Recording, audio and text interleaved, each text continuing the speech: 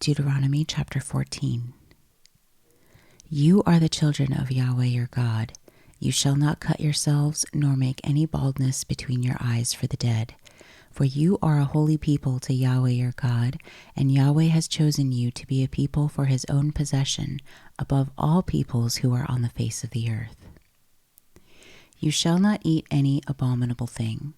These are the animals which you may eat: the ox, the sheep, the goat, the deer, the gazelle, the roebuck, the wild goat, the ibex, the antelope, and the chamois. Every animal that parts the hoof, and has the hoof split in two, and chews the cud, among the animals you may eat.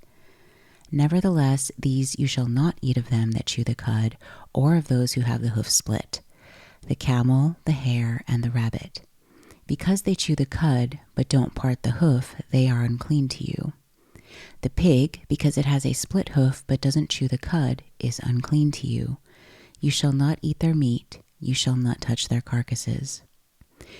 These you may eat of all that are in the waters. You may eat whatever has fins and scales. You shall not eat whatever doesn't have fins and scales. It is unclean to you.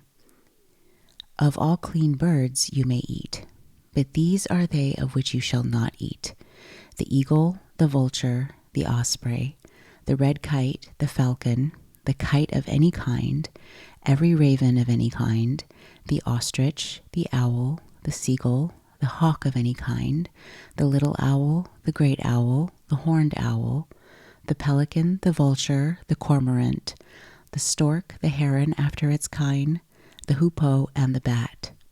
All winged creeping things are unclean to you. They shall not be eaten.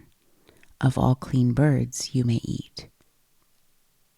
You shall not eat of anything that dies of itself. You may give it to a foreigner living among you who is within your gates, that he may eat it, or you may sell it to a foreigner, for you are a holy people to Yahweh your God.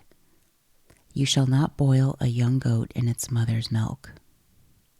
You shall surely tithe all the increase of your seed, that which comes out of the field year by year. You shall eat before Yahweh your God in the place which he chooses to cause his name to dwell, the tithe of your grain, of your new wine, and of your oil, and the firstborn of your herd and of your flock, that you may learn to fear Yahweh your God always. If the way is too long for you, so that you are not able to carry it, because the place which Yahweh your God shall choose to set his name there is too far from you, when Yahweh your God blesses you, then you shall turn it into money. Bind up the money in your hand, and shall go to the place which Yahweh your God shall choose. You shall trade the money for whatever your soul desires, for cattle, or for sheep, or for wine, or for strong drink, or for whatever your soul asks of you. You shall eat therefore before Yahweh your God, and you shall rejoice, you and your household. You shall not forsake the Levite who is within your gates, for he has no portion nor inheritance with you.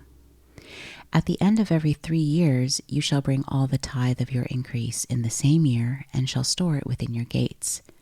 The Levite, because he has no portion nor inheritance with you, as well as the foreigner living among you, the fatherless and the widow who are within your gates, shall come and shall eat and be satisfied, that Yahweh your God may bless you in all the work of your hand which you do.